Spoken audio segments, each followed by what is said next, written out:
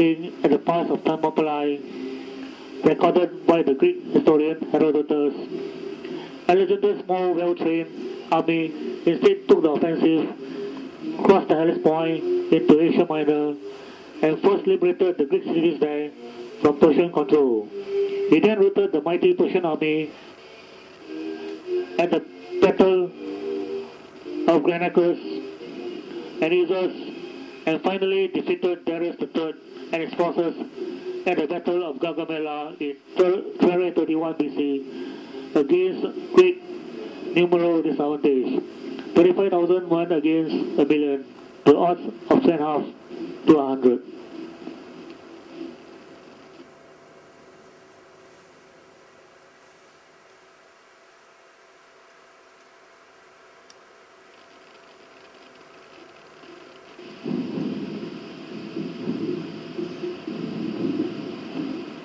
Achilles versus Hector. The Greek warrior of Sparta lunges at the prince of Troy and slays him. As big epic poem of the Trojan War, the Iliad opens. The Greek's fiercest warrior is sitting in his tent, shocking. Achilles, son of the Myrmidon king Peleus and the sea nymph Thetis, was grievously insulted when Agamemnon, commander of the Greek army, took from Achilles his prize from a previous battle, a woman named Briseis. As a result, the hero withdrew from the fighting, watching indifferently as the Trojans repelled each and every Greek assault. At long last, Achilles was roused to battle by a fresh anger that replaced the old one. Achilles' beloved friend, Patroclus, had gone to battle in his stead and was slain by Troy's hero Hector. Thetis, his mother, had long ago prophesied Achilles' fate. He could enjoy a long life of peaceful pursuits, or he could take the field of battle with a certain knowledge that he would die. To Achilles and the Greeks and Macedonians, like Alexander of later generations, who heard this story, the choice was clear. Greek men should seek a life covered in glory, no matter how short it might be. Achilles did back his hand at Troy after having slain Hector. He was felled by arrow in the keel. It's one big point, but his legend lives on. And the story of Alexander the Great and his exploits, the greatest of all legends, is true.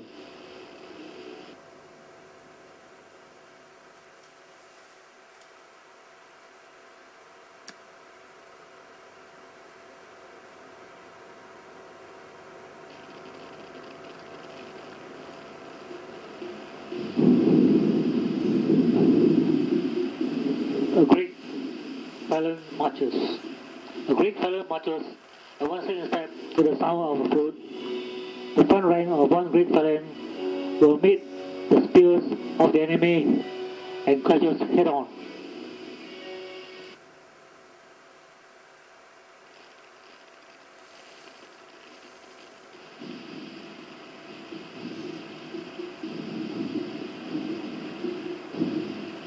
In battle, the heavily armored infantrymen were advanced and massed in a formation known as the phalanx, and fight the enemy at the closest range possible, toe to toe and shoot against shoot, hard-driven, as one Greek poet puts it, crest against crest and helmet on helmet.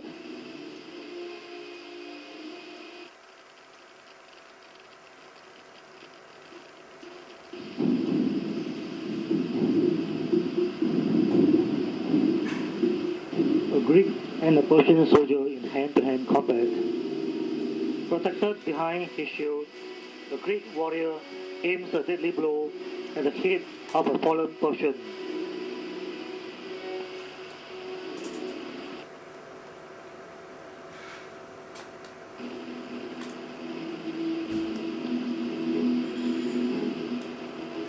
Don't miss the newest and latest movie on Alexander the Great, directed by Oliver Stone.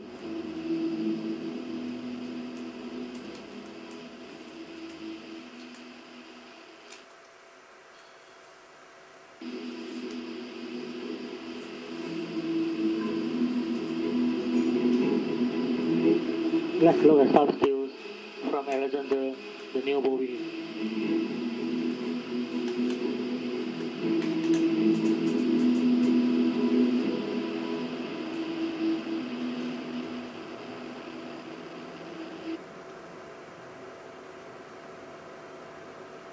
The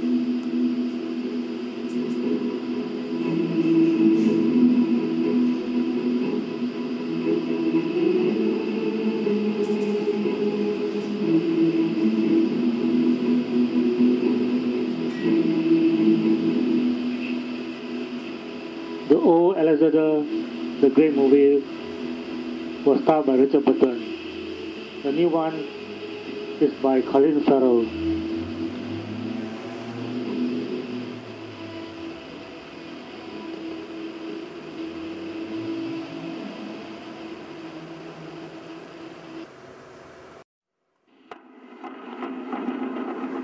This is a photo of a bust showing the youthful face of Alexander the Great.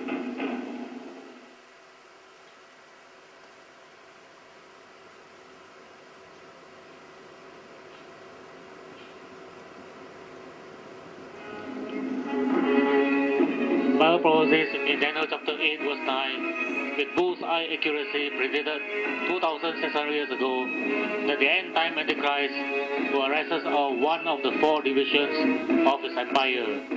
Another Alexander like him will come out of Russia to conquer the world.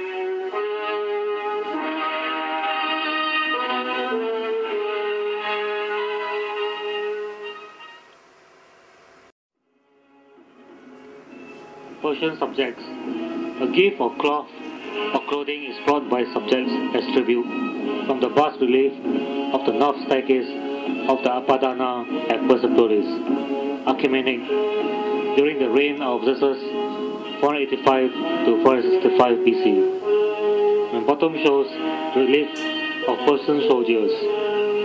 Persian soldiers or spearsmen carrying spears and round concave shields from the palace at Persepolis at the 5th century BC.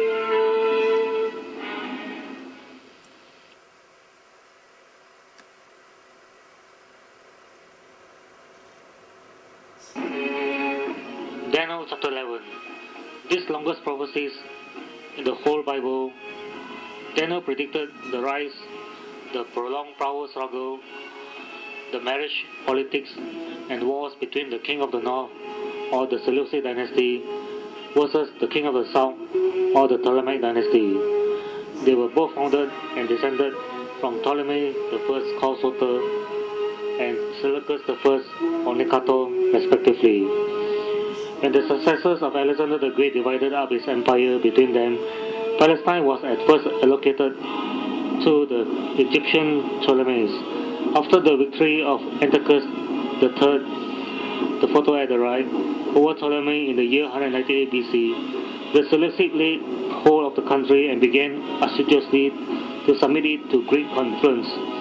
For the Jews, this was a serious threat to their faith, which under Antiochus IV reached its zenith in desecration of the temple and the forced introduction of Hellenistic religious practices.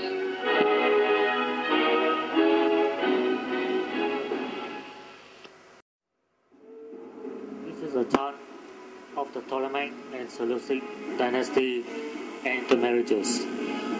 Studying this chart closely, we will notice how precisely accurate secular history has fulfilled to the minutest detail the longest prophecies in the Bible. That is Daniel chapter 11.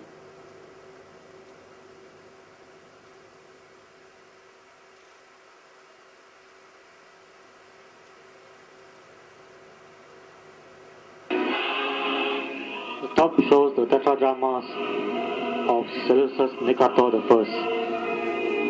Ptolemy the 6th Philometor, and Ptolemy the 7th Eugatus, nicknamed Phison. The Rosetta Stone is actually a decree commemorating the coronation of Ptolemy the 5th Epiphanes, who reigned Egypt from 204 to 180 BC. It was carved in both Egyptian hieroglyphics and Greek writing, thus providing the key